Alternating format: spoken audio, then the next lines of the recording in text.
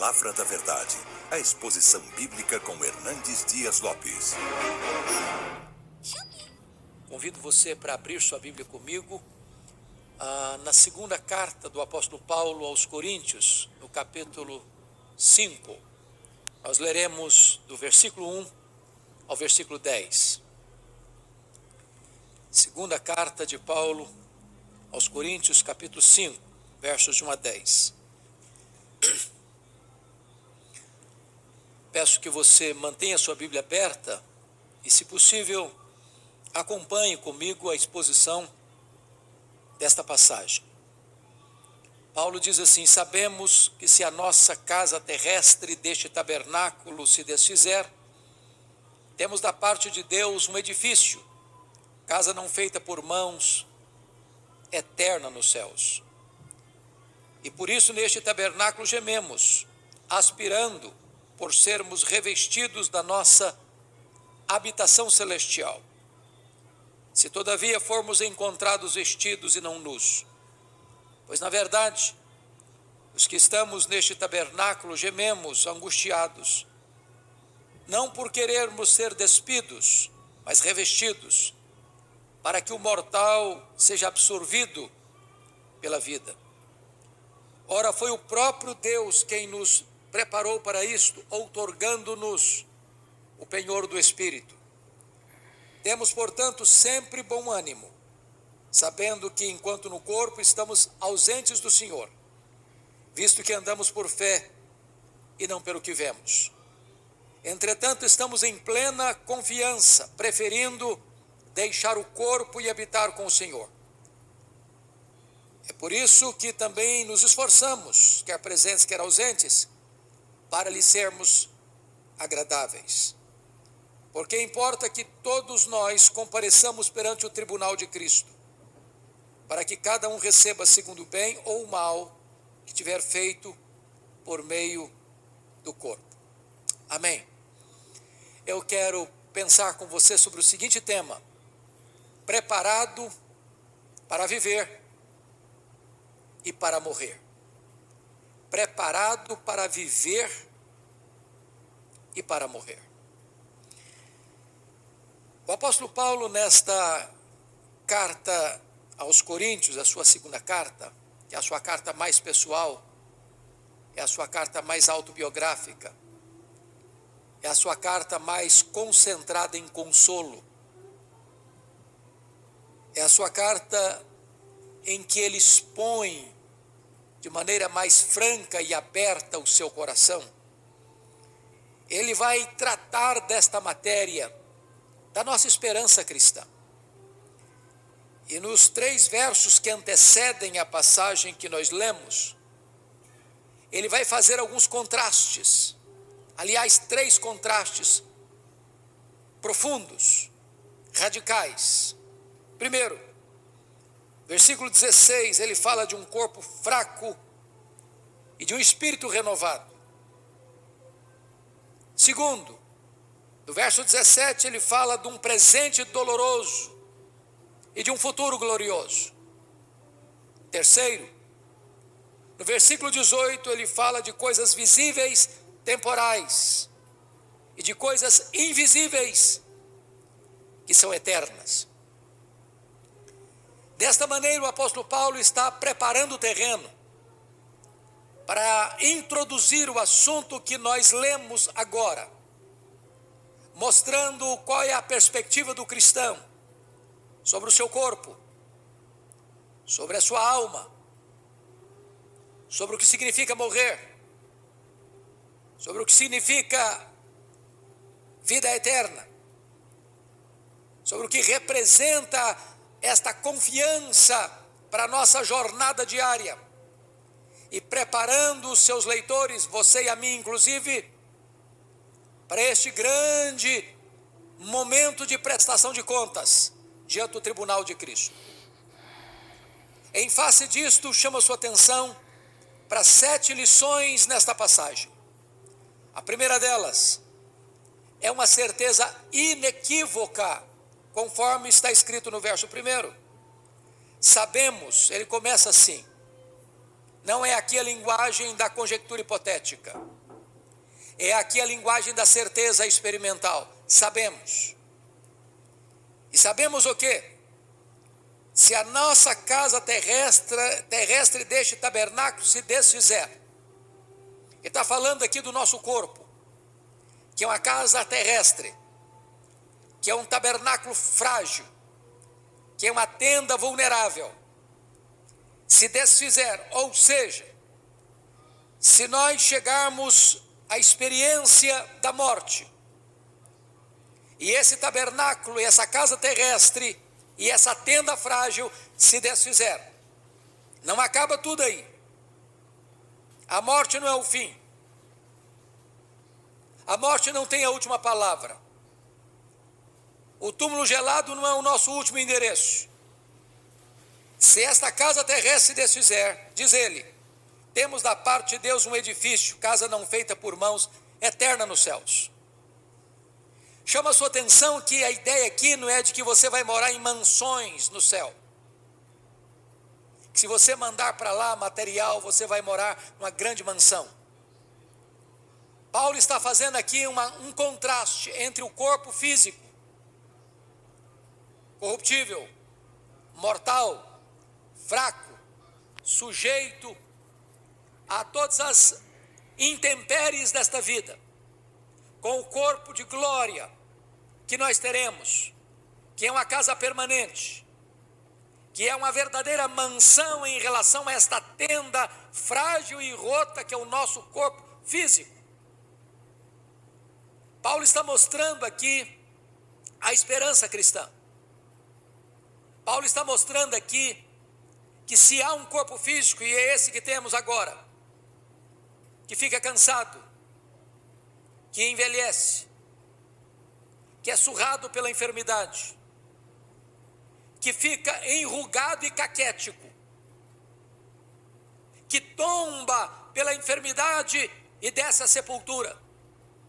Nós temos a certeza, a convicção de um corpo de glória, um corpo incorruptível, um corpo imortal, um corpo poderoso, um corpo glorioso, um corpo espiritual, um corpo celestial, semelhante ao corpo da glória do Senhor Jesus Cristo. Esta é uma convicção inabalável.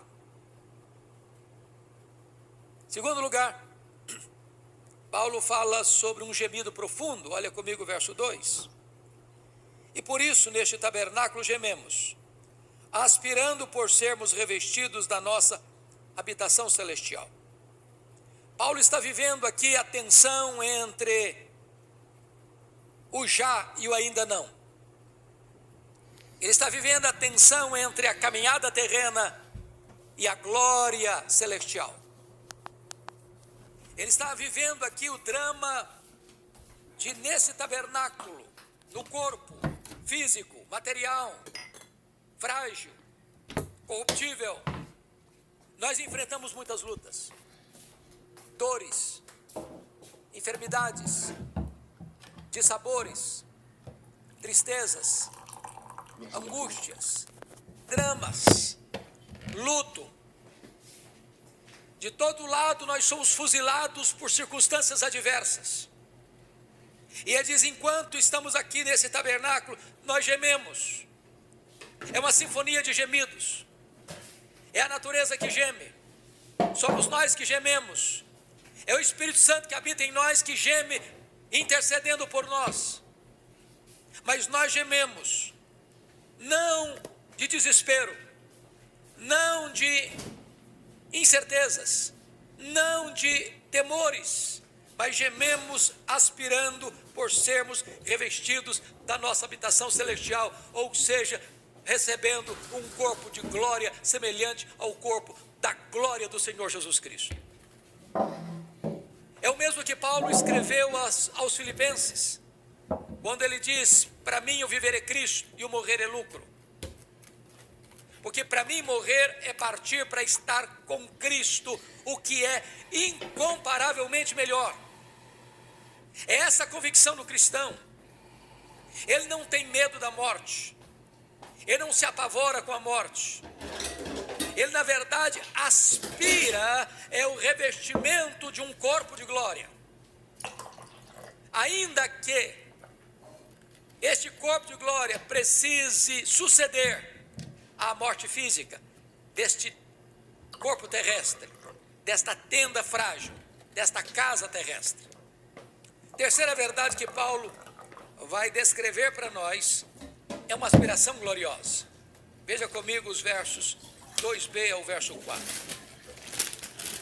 Diz ele: aspirando por sermos revestidos da nossa habitação celestial, se todavia formos encontrados vestidos e não nus, pois na verdade o que estamos neste tabernáculo gememos angustiados, não por querermos ser despidos, mas revestidos, para que o mortal seja absorvido pela vida. Veja você que Paulo muda de figura. Ele deixa de usar a figura da tenda, da casa terrestre, para a figura das vestes. O que traz angústia em Paulo, preste-me atenção, não é a questão da morte.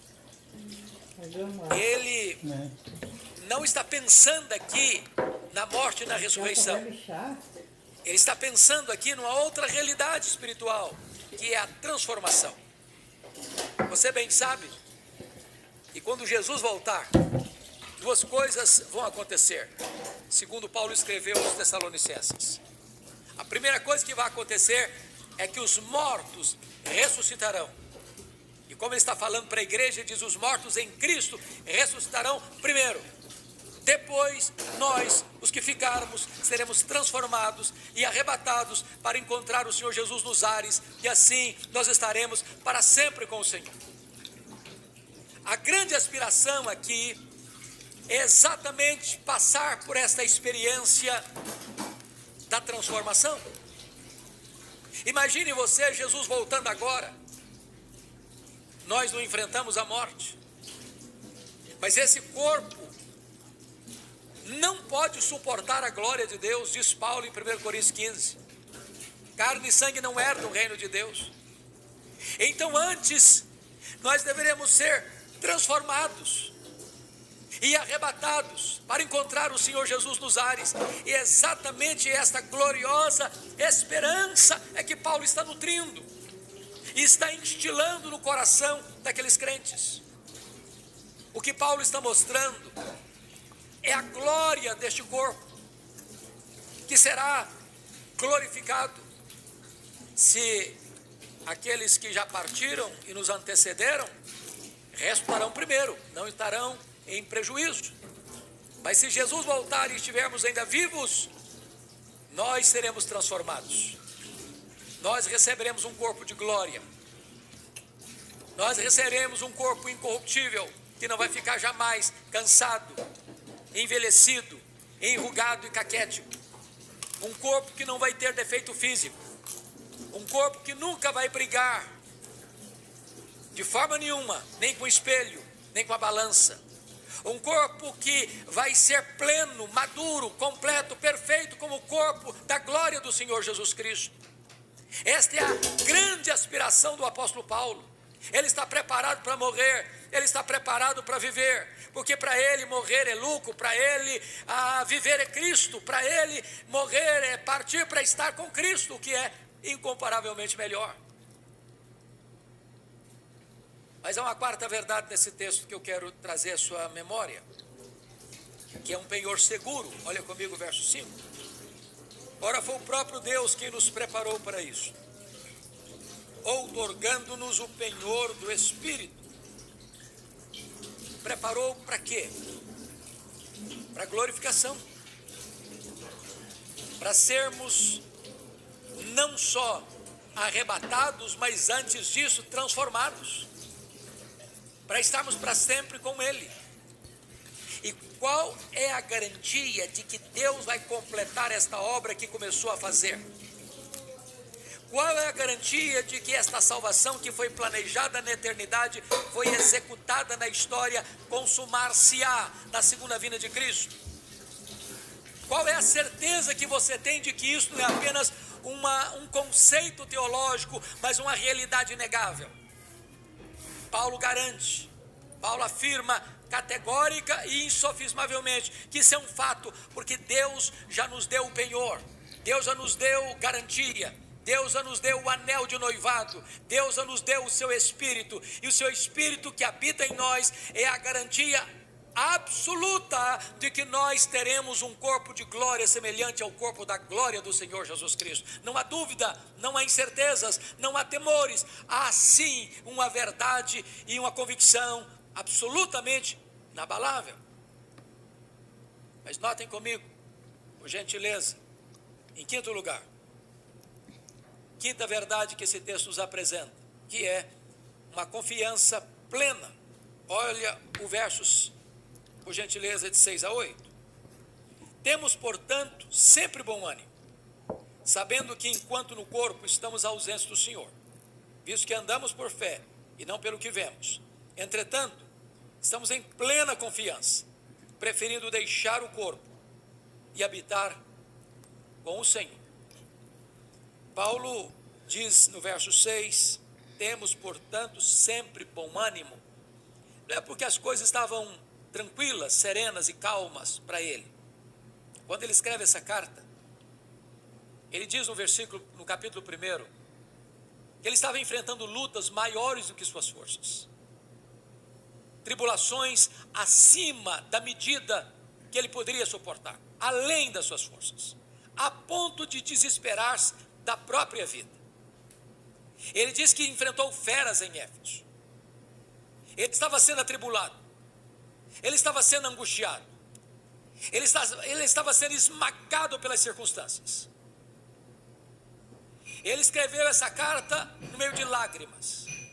Nessa carta ele relata 3 vezes as angústias que viveu, as prisões, os açoites, os naufrágios, como fora fustigado com varas. Por todo lado que esse homem passava, ele enfrentava lutas, ele enfrentava angústias, ele enfrentava perseguições, ele enfrentava prisões, ele enfrentava cadeias, ele enfrentava lutas externas e temores internos. Mas ele vai dizer no capítulo 2, versículo 14, graças, porém, a Deus, que em Cristo sempre nos conduz em triunfo e por meio de nós manifesta a fragrância do seu conhecimento. E ele volta a dizer aqui, temos, portanto, sempre bom ânimo. E por que ele tem sempre bom ânimo? No meio da luta, no meio da dor, no meio da enfermidade, no meio da lágrima, no meio da perseguição, no meio das privações, no meio dos ataques tantos e variados. Ele tem bom ânimo, porque ele entende uma coisa, que aqui caminhamos pela fé, não pelo que vemos, mas nós temos uma garantia plena e absoluta, conforme no versículo 8 ele diz, entretanto estamos em plena confiança, não só confiança, em plena confiança, preferindo deixar o corpo e habitar com o Senhor. Paulo nos dá aqui um conceito do que é morrer para um crente. É deixar o corpo e habitar com o Senhor. Você não é um corpo que tem uma alma, você é uma alma que habita num corpo. O seu corpo foi feito do pó, é pó e voltará ao pó. Mas o sopro de Deus que está em você, a sua alma, quando esse corpo que é corruptível voltar ao pó, a sua alma, que é mesmo você, vai habitar com o Senhor. Não vai para um purgatório, não vai desencarnar e reencarnar de novo, não vai ser aniquilada, não vai ficar dormindo inconsciente, não, vai habitar com o Senhor, vai reinar com o Senhor, vai desfrutar das bem-aventuranças com o Senhor, vai desfrutar das glórias celestiais que Ele preparou para você. O cristão tem certeza, o cristão tem convicção, o cristão tem consolo, porque nem mesmo a morte pode separá-lo do amor de Deus que está em Cristo Jesus, nosso Senhor. Esta é a convicção do cristão. Ele está preparado para viver, ele está preparado para morrer. Mas a sexta lição, a penúltima lição que esse texto nos apresenta, é um esforço real. Olha o versículo 9 comigo. E por isso que também nós nos esforçamos, quer presentes, quer ausentes, para lhe sermos agradáveis. Agora preste atenção nisso, que Paulo sempre equilibrou a doutrina e a vida, a teologia e a ética, o credo e a conduta. Se você crê nessas verdades, se essas verdades pautam a sua vida, se você de fato entende que você tem uma plena convicção de que quando esse corpo seu, que é uma casa terrestre, que é uma tenda, se desfizer, você tem da parte de Deus uma casa não feita por mãos, eterna nos céus, isso precisa influenciar decisivamente o seu comportamento, a sua conduta, a sua maneira de viver. Seria uma esquizofrenia espiritual você professar uma doutrina cristã e viver como um pagão mundano. Então Paulo vai mostrar como a doutrina reverbera na vida e no comportamento cristão. Mas eu quero concluir com o sétimo e último ponto, última lição que esse texto nos mostra, que é um tribunal justo, diante do qual você e eu vamos comparecer. Olha comigo o versículo 10. Porque importa, em outras palavras, é necessário que todos nós, não alguns de nós, todos nós, inclusive os crentes, não só para os ímpios, todos nós, compareçamos perante o tribunal de Cristo, para que cada um receba segundo o bem ou o mal que tiver feito por meio do corpo. Então eu chamo a sua atenção para três coisas aqui. Primeiro, o tribunal de Cristo é um tribunal justo. Você e eu conhecemos muitos tribunais, muitas cortes. E os tribunais humanos e terrenos nem sempre são pautados pela justiça. Nem sempre refletem a justiça. Aqui no mundo você vê tantas vezes um Herodes no trono e um João Batista na cadeia. Aqui no mundo você vê de vez em quando um Pilatos julgando e Jesus de Nazaré sendo julgado. Aqui no mundo você vê tantas vezes um Herodes condenando e um apóstolo Paulo sendo condenado. Mas o tribunal de Cristo é justo. Ele não labora com o erro. Ele não cede à corrupção. Ele não se vende por favores. Ele não inverte a verdade, nem torce a justiça. Ele é justo. Ele é justo. Segundo lugar, o tribunal de Cristo é meticuloso. Meticuloso. Os tribunais do mundo inteiro, em todos os tempos, em todos os lugares, têm limitações para julgar. Mas o tribunal de Cristo é exaustivo, porque ele julga as nossas palavras, porque ele julga as nossas obras, porque ele julga as nossas omissões, porque ele julga até mesmo os segredos do nosso coração, os nossos pensamentos e os nossos sentimentos. Nada fica encoberto diante do tribunal de Cristo. Todas essas coisas estão nos anais do tribunal de Cristo. E quando você e eu chegarmos lá, diz a Escritura, que os livros serão abertos, e nós vamos ser julgados segundo o que estiver escrito nos livros. Nós vamos dar conta no dia do juízo por todas as palavras frívolas que proferimos. Nós vamos dar conta no dia do juízo por todas as nossas obras. Nós vamos dar conta no dia do juízo pelas nossas omissões. E nós vamos dar conta no dia do juízo até mesmo por aquilo que cogitamos e alimentamos secretamente no nosso coração. Certamente por esses quesitos, nenhum de nós pode ser inocentado. Nenhum de nós pode ficar livre de condenação. Ao contrário, todos nós, pelas nossas palavras, pelas nossas obras, pelas nossas omissões, pelos nossos desejos e sentimentos, seremos inexoravelmente condenados. Até porque o tribunal de Cristo não só é meticuloso, ele é justo, e sendo justo, ele não inocenta o culpado. Sendo justo, a alma que pecar, esta morrerá, e o salário do pecado é a morte. Entretanto, diz a Escritura, que por esta razão, um outro livro será aberto. O livro da vida do Cordeiro.